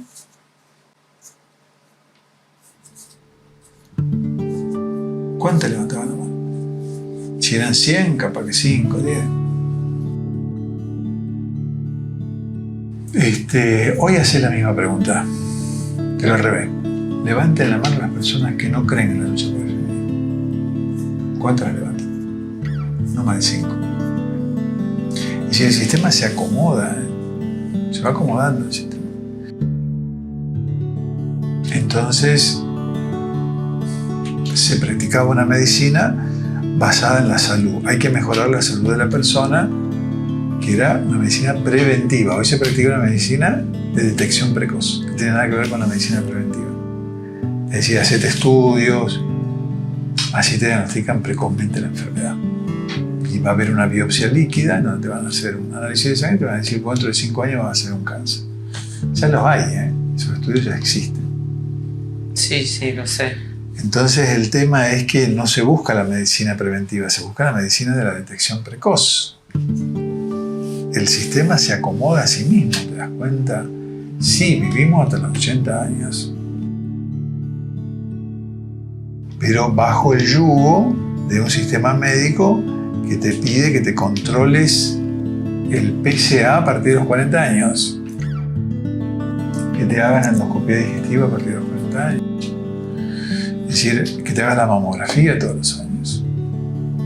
El sistema se va acomodando a todo eso. Sí. ¿Pero qué sucede, Caro? Sí. Detectan cáncer por todos lados. ¿Por eso? Es decir, antes te daba la medicina de la salud y había un caso de cáncer cada 8.000 personas. Hoy hay uno cada 4. Que hay muchísimos seres en el mundo que sienten que se enferman y que entonces está mal enfermarse, que es una desvalorización a nivel de la conciencia, que tienen una falencia de algún tipo, que fallan en... Es como un tema de valoración. Algunos hacen identidad con su enfermedad, pero otros se sienten que están fallando en otros planos de su existencia, por eso se enferman, ¿no? Como si fuese... Pero es que el origen de la enfermedad en el sistema médico es una falla. Por el sistema médico, sí. Por eso quería... Algo falló. Falló el sistema inmune, falló un gen, fallaron las defensas, pero algo falló. No es la percepción de la psicobiología social. No, pero la percepción de las psicosomáticas es que también algo falló. Y de todas las terapias que hoy están tan en boga y que se estudian en curso de 3 meses y se practican abiertamente, también está ese recurso. Vos alguna cagada te mandaste. Si tenemos que averiguar en dónde no fuiste capaz de enfrentar a tu madre, a tu padre, a tu pareja, es decir, el culpable sos vos. Volvemos a lo de Papúa, claro. Es decir, la responsabilidad siempre es individual, nunca es social. Pareciera ser que el ser humano todavía no se da cuenta de que es un ser humano, es decir, es una unidad. Es como decimos, todos los leones se comen a las presas. No hablamos del león Juan, león Pedro. Todos los leones se comen a las presas. Bueno, todos los seres humanos nos morimos. Parecía ser que no nos enteramos todavía de eso. ¿De qué nos morimos? De alguna enfermedad, probablemente. A lo mejor no. A lo mejor algunos consideran a la muerte como una enfermedad. Si se murió porque tenía algo. Entonces yo creo que ese concepto de sentir a la enfermedad como una falla está muy arraigado y tampoco va a ser fácil desarraigarlo. No es lo que vos hiciste, sino lo que el cuerpo social hizo. ¿Por qué se enferman los más sensibles? Si todos sabemos que los que se enferman de enfermedades graves son los más sensibles. Si los grandes hijos de puta no se enferman, si todos sabemos eso, ¿por qué? No averiguamos un poquito más y empezamos a entender que el nene de 4 años que se agarra leucemia, el trabajador que se agarra cáncer de pulmón, la mujer que se agarra cáncer de ovario, es laburante, es sacrificada, es bondadosa, es amorosa y se enferma. Pero entendemos que el cuerpo está influenciando tan grandemente a esa persona por su sensibilidad. Por eso es mi preocupación por las personas altamente sensibles. Elena Aron, que es la creadora de ese término, dice que el 20% de la humanidad es altamente sensible. Yo creo que se queda recorta. Entonces que las estadísticas son realmente a veces deterministas. Y en procesos de en referencia en qué núcleos sociales, en qué lugar del mundo se hacen, ¿no? Cuando son muy amplias, muy extensas, pues... Las estadísticas las manejan en el caso de la medicina, los laboratorios, las instituciones, pero de todas maneras me imagino que esa estadística de Elena Aron, de que el 20% de la humanidad es altamente sensible, surgirá de las experiencias que ha tenido ella, que ha trabajado en una sociedad americana, de determinado nivel social, etc. Habría que ver. Mi sueño ahora es formar una sociedad de personas altamente sensibles, es decir, de profesionales para personas altamente sensibles. Creo que se necesitan pediatras, psicólogos que trabajen con ese tema porque las personas altamente sensibles son las que más se enferman. Tenemos que entender eso. Si son personas además a las que no le encuentran diagnóstico, sufren y no saben de qué. Se van, tengo un dolor ahí, me duele acá, me duele allá, y no me encuentran nada. Entonces tenemos que entender que quizás ahí podamos entender que el síntoma no es una falla. Síntoma que llamamos enfermedad, claro. No es una falla. Es producto de una adaptación que hace el cuerpo ante tanta sensibilidad. ¿Qué dice Aron de las personas altamente sensibles? Que se sobresaturan, porque reciben tanta información que no la pueden procesar. Como tienen un mecanismo de procesamiento muy profundo, caen en el estrés. Entonces Peter Levine, que realmente es un maestro, a mi entender, hoy en América hay como 3 maestros fundamentales que son Gabor Maté, Peter Levine y Stephen Porges, ¿no? Me parece que son 3 maestros fundamentales para entender un poco de lo que está pasando en la humanidad, ¿no? Sobre todo Gabor Maté. Las personas altamente sensibles procesan mucho la información, se sobresaturan y reaccionan emocionalmente. Entonces te pones a pensar. No estamos reaccionando como mamíferos que buscan la ayuda. Estamos reaccionando como reptiles que se inmovilizan. Y después de inmovilizarnos nos ponemos a atacar y a huir. Esa inmovilidad de nuestras emociones, esa disociación, esa pérdida de contacto con el cuerpo, no es la enfermedad. Yo enseño eso. La enfermedad es la pérdida de contacto con uno mismo. Que si vos querés sanarte, tenés que aprender a tomar contacto con tu propio cuerpo, con tus pensamientos, con tus sentimientos, con tus sensaciones. Creamos una técnica muy interesante que es una especie de resonancia con el consultante, ¿no? Es decir, yo le cuento algo, él me cuenta algo. Hacemos como un pacto.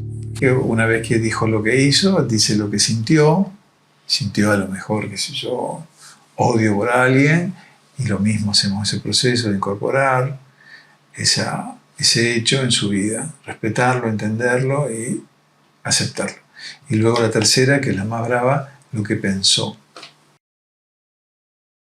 Pensó es muy fuerte porque uno no se anima mucho a sentir o a hacer cosas, pero a pensar se anima a cualquier cosa. Entonces habitualmente es algo horrorífico y también lo tiene que aprender a incorporar, aceptar, respetar, querer. Y bueno...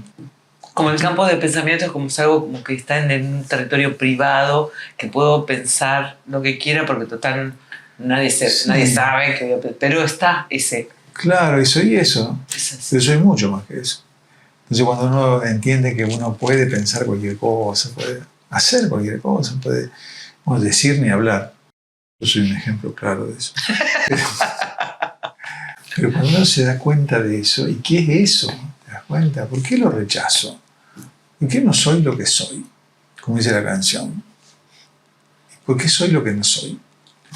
Bueno, esa es la enfermedad, cuando yo me desconecto con lo que soy. Entonces volver a conectarnos con lo que somos es la sanación. Puede que no sea la curación que tenga que operar. O tenga que tomar medicamentos. Yo soy médico y te los voy a dar igual. No voy a dedicarme, no soy sacerdote. Pero es fundamental para hacer el proceso de sanación, ese que hace que la enfermedad no vuelva más. Y ya vos te conectaste con tu propio cuerpo, ¿viste? A veces la medicación puede resultar un placebo, por ejemplo, que en realidad tendría la posibilidad de curarse sin eso, pero que no creen que si no toman medicación se puedan curar. Siempre es un placebo. Una parte del placebo siempre hay en toda medicación. Se calcula que es el 30%. En los estudios que se hacen a doble ciego tiene que haber más del 30% de eficacia, porque el 30% se considera placebo. Y si uno cree que eso que está tomando le hace mal, le va a hacer mal, eso seguro.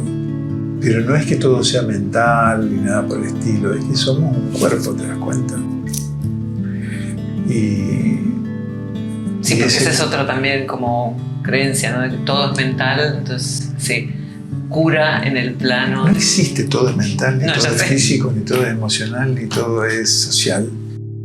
Somos eso. Todo, nada. Somos eso, ¿te das cuenta? Vos no podés actuar sobre el cuerpo sin actuar sobre la mente, ni sobre las emociones, ni sobre lo social. Entonces no se trata, ¿viste?, de que todo es mental. Todo es todo. Somos un cuerpo, por eso... Y la última parte esa que no se agrega es todo social, ¿te das cuenta? En este momento, y luego de la pandemia, hay muchísimas enfermedades raras. Muchas enfermedades raras. Por supuesto que están todos... Es la vacuna, ¿viste? Todo el tema de la vacuna. Independientemente de que una vacuna va a generar una reacción inmunológica, ha habido una situación social que no se llega a entender todavía. Tuvimos un año dentro de nuestras casas, no los médicos, ¿no?, que nosotros salimos a laburar como siempre, pero la mayor parte de la gente estuvo encerrada y sin ver. Vos sabés que mucha gente no veía a los nietos, porque decía que los chicos contagiaban a los viejos. O sea, es loco. que pasó en el mundo todavía no ha sido analizado. Entonces empiezan a aparecer montones de enfermedades, la tasa de suicidios aumenta, los casos de cáncer y enfermedades autoinmunes aumentan. No podemos decir que es por la vacuna, es por el virus en sí, es todo. Entonces lo social nunca se metió. Yo creo que es una oportunidad para meter lo social, ¿viste? Lo que está pasando en la humanidad tiene que ver con lo social. No nos damos cuenta de que somos seres humanos, que estamos siendo influenciados. ¿Por qué al poco tiempo de la pandemia se declara una guerra? No es raro todo. No nos damos cuenta de cómo nos estamos influenciando. Hay un noruego, creo, que dice que es más fácil que la gente pueda aceptar el fin de la vida en el planeta. Viste que hay muchas películas de ciencia ficción que aceptar el fin del capitalismo. Un economista. Es decir, aceptar el fin del planeta es una cosa que podemos aceptar todo. Vienen los marcianos, No, apretamos un botón y se explota el mundo. Podemos aceptar tranquilamente. Hay películas por todos lados. Hace decenas de años que vienen apareciendo. ¿Podemos imaginar un mundo sin capitalismo? No hay muchas sociedades que se lo imaginen, ¿eh? Si imaginamos un mundo anarcocapitalista ya nos volamos la cabeza, ¿no? Ya entraría dos situaciones muy conflictivas. Pero no podemos imaginar eso. No, a lo sumo como algunos localismos de Islandia, casos muy extraños. Sí, hay comunidades colectivistas extremos, muy raras, ¿no? Los originarios están empezando a mover. Sí, pero no podemos imaginar un mundo, podemos imaginar por eso, es local. Lugares, pero no un mundo sin capitalismo. Porque sin capitalismo significaría sin aire acondicionado, no significaría sin potencias que te pisan la cabeza, ¿eh? Significaría que el neocórtex comience a ser usado para la comunicación humana. Por ejemplo, empezaría a aparecer la telepatía. Porque el neocórtex avanzaría muchísimo, entonces no tenemos... ¿Vos te imaginás un mundo con telepatía? Sí. Hay una película que se llama La mentira original, no sé si la viste, inglesa. Es buenísimo. El tipo vive en un mundo en donde no existía la mentira. Entonces le tenían que decir a la persona lo que sentían, ¿no? No existía el concepto de mentira. Entonces a la persona que se iba a morir le decían: usted se va a morir tal hora, tal día. El tipo era gordito, era un personaje muy conocido en la televisión inglesa. Entonces venía una mujer, le quería decir un piropo y le decía: no te acerques, bueno, genéticamente no estás preparado para mí, le decía a la mina. Cosas así, ¿viste? Y el tipo un día lo echan del trabajo y se queda sin nada. El tipo relataba películas, que no existían las películas, se relataban hechos históricos. Porque las películas eran mentiras. Las películas sí eran mentiras. No existía nada que tuviera que ver con la mentira. Entonces el tipo un día va al banco y quiere retirar sus fondos para pagar el alquiler porque el tipo le dijo: usted se quedó sin trabajo, se va de acá. Y llega a la caja y le dice: vengo a retirar todos mis fondos. ¿Cómo no, señor? Le dice: Oh, dice: hay un problema en el sistema. ¿Me puede decir cuántos son sus fondos? ¿Cuántos son sus fondos? El tipo tenía, imagínate, $40. Y de repente hace una conexión cerebral y crea la mentira. Y le dice $40.000. Y cuando se bota la cajera: ¿cómo no, señor? Acá están sus $40.000. Se lo da. Creó la mentira. Y a partir de ahí el tipo mueve el mundo. Es un peliculón, ¿eh? Volvemos al tema de la mentira, que es apasionante, ¿no? Tenemos que vivir con eso. No sé si querés que hablamos algo más. Que me interesa mucho que está habiendo la formación de psicobiología social en Rosario, en la universidad, ¿o eso? Sí, la Facultad de Medicina. Sí. A partir del 14 de abril de este año, 2024, se abre el posgrado de Psicobiología Social en la Facultad de Medicina de Rosario, que tiene una duración de 2 años y que está dirigido exclusivamente a profesionales de la salud. No solo médicos, sino todos los profesionales que tengan que ver con la salud: psicólogos, fonoaudiólogos, kinesiólogos, enfermeros, y que apunta a dar un material distinto, que no se trata de complejizar demasiado la carrera médica, sino de ayudarlo a los profesionales a entablar un vínculo más profundo y directo con sus consultantes, a los que dejamos de llamar pacientes justamente, ¿no? Sabes que pacientes, el término paciente lo crea este médico sefaradí, Maimónides, porque había muy pocos médicos en su época. Hay una novela muy linda de César Vidal que se llama El médico de Sefarat, que narra esta historia, ¿no? Y cuando un médico era llevado a una zona para atender al hijo del visir, por ejemplo, por ahí desaparecía de su lugar de consulta durante días. Y cuando volvía encontraba colas de 2 kilómetros de gente esperándolo. Y él lo llamó pacientes. Con buena voluntad, por supuesto, Maimónides era un genio. Pero hoy se los llama pacientes porque los médicos los hacen esperar porque los consideran inferiores. Entonces, o ellos se consideran superiores.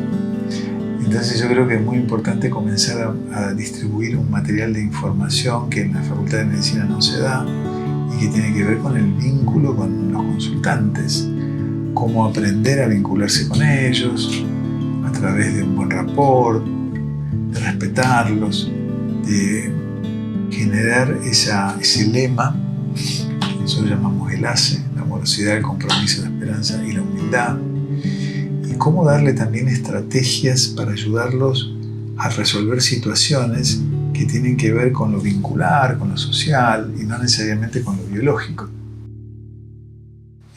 Porque el médico recibe situaciones que no siempre tiene respuestas, claro. Uno ve que llega una persona y que está triste, que está cansado y tiene un eczema a lo mejor. Y bueno, quizás pueda profundizar y no necesariamente decirle vaya al psicólogo, ¿no? Como habitualmente hacen los médicos. Quizás pueda profundizar sabiendo de qué se trata la piel, de qué se trata el eczema desde el punto de vista de las otras dimensiones que no son las biológicas, como la mental, la emocional, la vincular, la social, la intuitiva, la generacional, todas las dimensiones que podamos incluir. Y es una formación que me parece que hacía falta, que no tiene que ver con ninguna otra formación que se esté dando de posgrado, porque no apunta a enseñar supuestos orígenes emocionales, sino cómo los médicos podemos ayudar cuando no sabemos cómo, que es quizás el momento más difícil de un médico, porque la muerte no es un fracaso y la enfermedad tampoco, puede ser una oportunidad. Entonces, yo tuve grandes maestros dentro de la medicina, realmente existían en esa época todavía los grandes maestros, y a mí me enseñaban cómo había que transmitir la muerte de un familiar, la muerte de un ser querido a un familiar, por ejemplo. Yo no creo que eso se enseñó hoy en la Facultad de Medicina. A qué distancia había que ponerse, cómo había que respirar, qué palabras había que usar.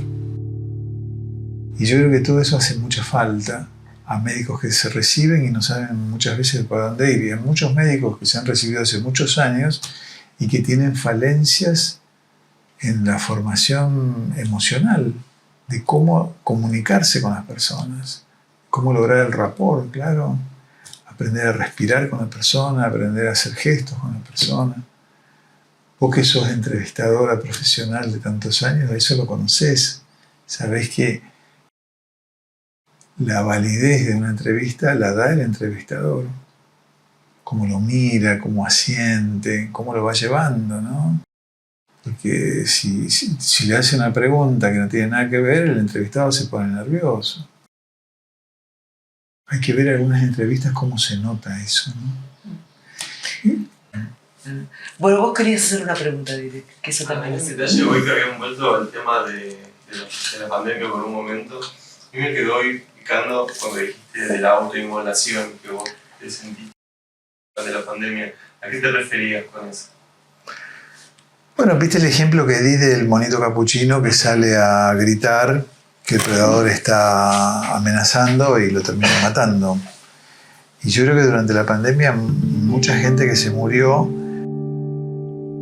estaba viviendo muchas injusticias. Es lo que yo viví personalmente, fue mi experiencia personal, que fue muy rica para mí.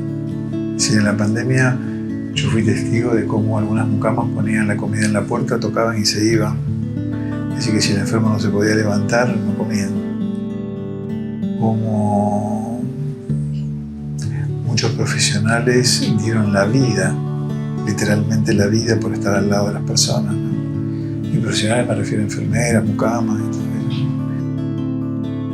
A mí me tocó muy profundamente todo ese tema.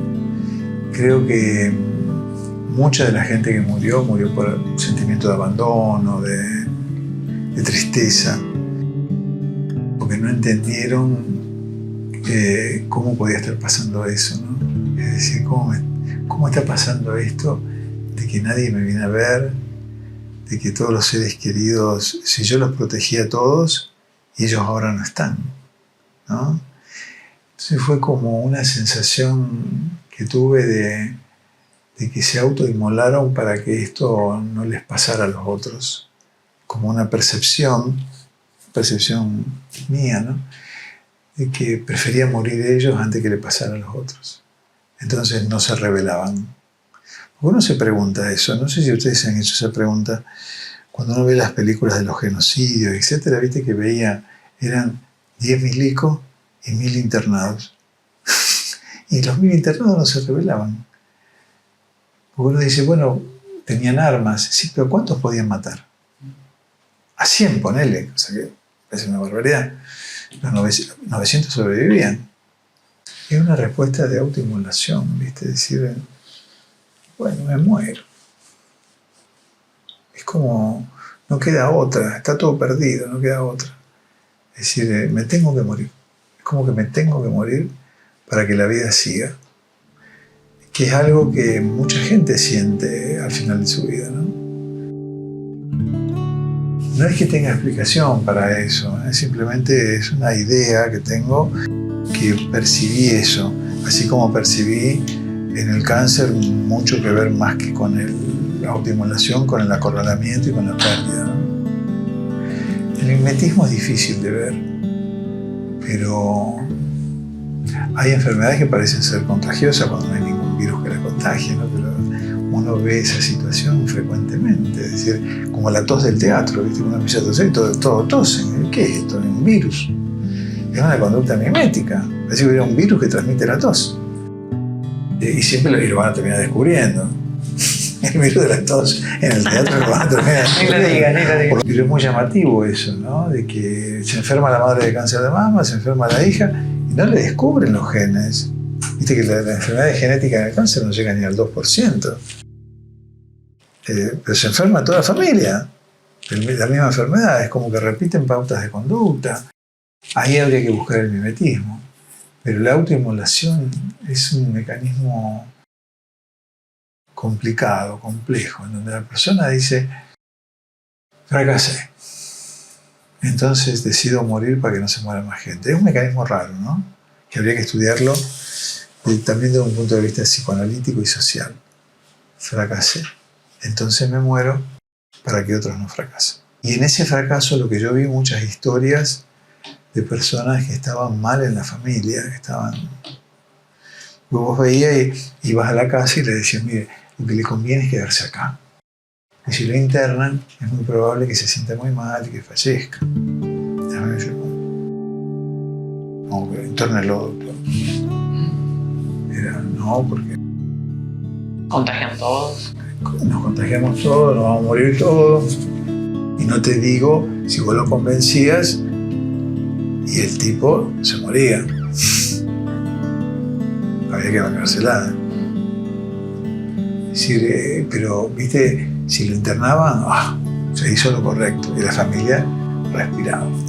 Pero es esto que una vez me contaste al respecto de cómo se separaba, lo dijiste hoy, cómo se separaba al enfermo de los vínculos, cómo se lo aislaba, ¿no? Las terapias intensivas, algo tremendo, como en el momento en que más necesita la conexión con sus amados, Sí, sí. se lo separan. Bueno, no le podemos echar la culpa tampoco al sistema médico de eso, porque no estaba preparado para hacer algo así. Fue una revolución lo que pasó de golpe, fue una cosa explosiva. No, la pandemia, no digo en otros miles de casos anteriores, que las terapias intensivas, que en muchos casos, no en todos, pero la separación y la exclusión de enfermo de sus seres queridos, que lo van a visitar media hora, y donde más necesita la conexión con sus seres queridos. Sí, las terapias intensivas son salas de tortura. ¿Por qué se pone una persona en terapia intensiva? ¿Qué se le hace en terapia intensiva que no se le puede hacer en otro lugar? Tiene más tranquilidad en terapia intensiva, las 24 horas la luz prendida. Gente que grita, entra y sale.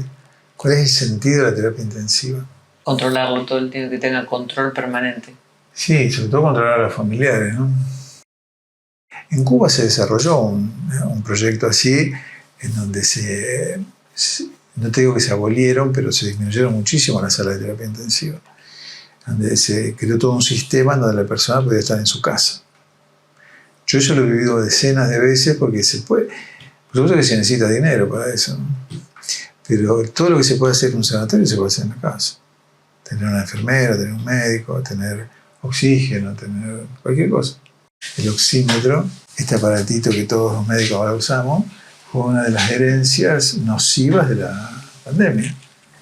Es decir, vos le ponés este aparato a una persona que tose, si vos estás tosiendo y te lo pongo, te baja 82. Que tenés COVID, tenés insuficiencia respiratoria, en un minuto se te restablece. Todo esto ha dejado muchas secuelas en el ámbito médico. Y hay gente que hoy se pone el aparatito todo el día y dice, mira, a ver, me voy a mirar yo de paso. No me marca nada, estoy muerto. Y la hipertensión de guardapolvo blanco, que se llama, ¿no? Es decir, le sube la presión. Personas que son medicadas por hipertensión porque la única vez que se toman la presión es cuando van al médico. Y si se la toman ellos, es lo mismo, le sube igual. Es decir, pero vos le haces un holter a esa persona, de una presodometría, mejor dicho, le pones un aparato para que le tome la presión las 24 horas del día y está en 11,6 todo el día. Va al médico 17,11. No entender todo eso, ¿no?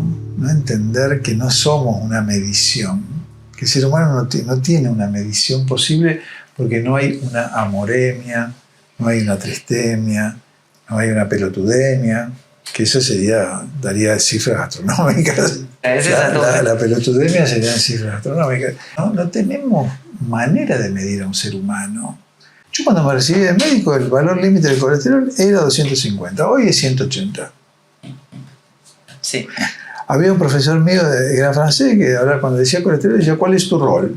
Es decir, el colesterol sube porque tenemos que salir a flote de una situación, y entonces la grasa nos lleva a flote. Es decir, el tiburón peregrino es el que más colesterol tiene en sangre.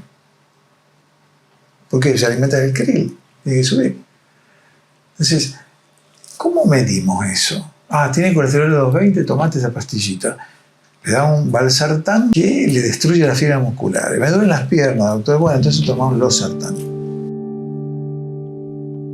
No estamos entendiendo la dinámica humana, no la estamos entendiendo. Ahora decimos, ¿cómo logramos un profesional que vea lo físico, lo mental, lo emocional, lo vincular, lo social, lo intuitivo, lo extrasensorial, lo generacional? No existe ese profesional. Bueno, pero tendría que conocer todo esto. Porque yo muchas veces uso esto, ¿sabes? Y le pongo, hago la receta, firma, sello, y le pongo 2 días de vacaciones en el hotel con pileta. Y el tipo cuando me dio la receta, ¿viste? Me mira y me dice, una joda. No es una joda, es lo que yo te receto. Tenés que cortar. Si no cortás, te morís. Ahora vos querés la pastillita. Y si yo prefiero la pastillita. Listo. Está atrapado por el sistema y prefiere la pastillita. ¿Yo lo tengo que juzgar porque prefiere la pastillita? No. Pero yo no sé qué hacer con él. No me siento capacitado para seguir tratándolo, dándole pastillitas. Necesitaría trabajarlo de otra manera. Son personas que necesitan la pastillita. Bueno, hay médicos que utilizan la pastillita. Yo no soy uno de ellos. ¿Qué voy a hacer?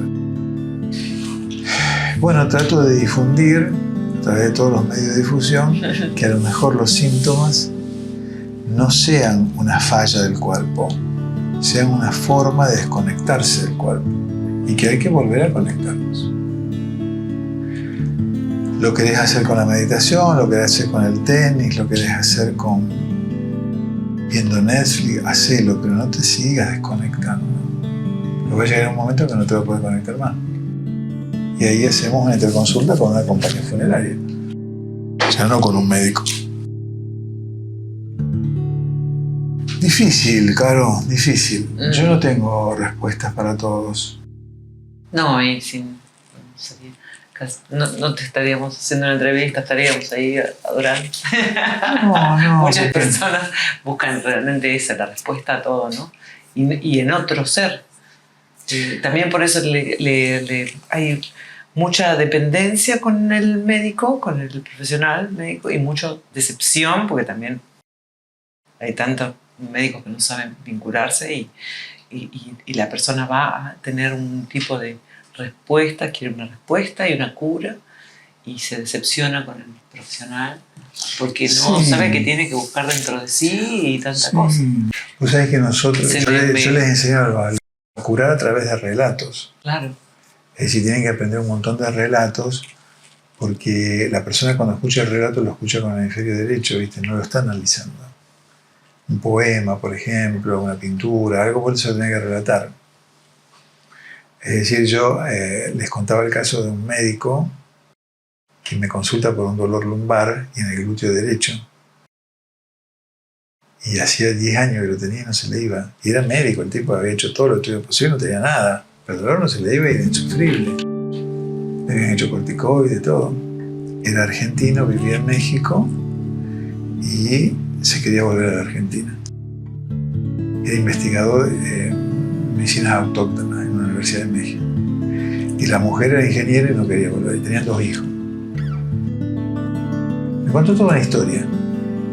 Y entonces yo le digo, te voy a contar una historia. ¿Sabes que había un señor que se llamaba Jacob? Y tenía un hermano que se llamaba Esaú. Y Jacob era delgadito y flaquito. Y Esaú era grandote y fuerte. Entonces, pero Jacob era muy inteligente. Entonces lo engaña al padre que se llamaba Isaac. Le estoy contando un relato bíblico, ¿no? Y Isaac le da toda la herencia. Eran mellizos. Entonces Esaú se quiere vengar. Y Jacob se manda a mudar y huye, lejos de ahí. Forma toda su familia. Y un día se le aparece Dios, 20 años después. Se le aparece Dios y le dice, tenés que volver a las tierras mías. A tus tierras, a las tierras mías. ¿Dónde estaba Esaú? Y por supuesto que la amenaza de Esaú no era la amenaza de Dios. Así que agarró sus petates, convocó a su familia y se fue hasta las tierras de Esaú. Y durmió al llegar a la vera de un río antes de pasar al territorio de Esaú. Y al dormir tiene un sueño. Y en ese sueño él pelea toda la noche con un ángel. Y no se pueden vencer uno a otro y el ángel le dice, suéltame. Y Jacob le dice, no te voy a soltar hasta que no me bendigas. Entonces el ángel le pega una tremenda patada ahí donde te duele a vos. Y el Jacob lo suelta. Entonces el ángel le dice, de ahora más no te llamarás más Jacob, que significa el revolucionario, sino Israel, que significa el que ha luchado con Dios. Y entonces Jacob se despierta y se da cuenta que está cojo, que no puede caminar. Entonces se levanta como puede, se sube a la canoa, cruza el río a la búsqueda de su destino, a enfrentarse a Esaú. Y efectivamente está Esaú con 400 hombres, porque lideraba el ejército Esaú. Y él va cojeando así, todo maltrecho. Esaú está en un caballo, se baja, se acerca hasta él, le extiende los brazos y lo perdona. Vos sos Jacob, le dijo. Si averiguás quién es el ángel y quién es Esaú, te curas. Y había otro personaje que era Isaac, lo había engañado el padre, ¿no? Entonces empezamos a descifrar dónde estaba el engaño, dónde estaba el ángel con el que luchaba y dónde estaba... Que fue muy fácil hacerlo, ¿no? El ángel era la esposa, los hijos que uno tenía trastornos psiquiátricos eran los engañados, Jacob. ¿Seguro? No diría más hablar. Es decir, la narración de una historia genera que el hemisferio que escucha esa historia provoque determinadas conexiones que el hemisferio izquierdo no puede conectar. Y en general son dolores de fascias. No son dolores ni articulares, porque no se le encuentra nada, ni de cartílago, ni nada de eso. Son dolores de fascia, que son las membranas que rodean a los músculos, los huesos, todo, y que no salen en ningún lado, por supuesto. Y que no se curan con nada, ni con kinesiología, ni con nada. Pero el sistema nervioso autónomo dejó de ser reptiliano, pasó de ser mamífero, se comunicó a través de un relato y se curó. Entonces nosotros enseñamos eso, narrar relatos que sean curativos, que tienen que ver con eso, ¿no? Pero estudiamos, ¿viste? Le ponemos a cada síntoma un relato. Este se llama el síndrome de Jacob. Todos los dolores que tienen que ver con la cadera, el glúteo, tienen que ver con el síndrome de Jacob. Así que es sumamente interesante. Son cosas que en los cuentos infantiles hay decenas de estas para resolver problemas que tienen que ver con el cáncer, con la desmentida. O sea, la persona logra. Viste que el mecanismo de la renegación, de la desmentida, Freud dice que es que la persona sabe que está mintiendo, pero igual miente. A mí me lo explicó maravillosamente una amiga. Me dice, cuando yo era chiquita, mi mamá me convocó y me dijo, te tengo que decir algo, hoy es 5 de enero. Los Reyes Magos no existen. Y me contaba mi amiga que ella la escuchó y le dijo, bueno mamá, ¿le puedo igual ir a poner el pastito? Ese es el mecanismo de la renegación. Bueno, aceptar, ¿viste? Yo sé que tengo cáncer, pero no tengo. Ese mecanismo, si lo sabes usar, es curativo. Por supuesto que si entra al sistema médico y le dicen, sí, lo tenés. Pero digamos que es un mecanismo muy interesante para curar. Desmentirle la enfermedad. Esto no es una enfermedad. Es una característica tuya que se va a ir. La tenés que sostener. Y se va. Si la sostenés, se va.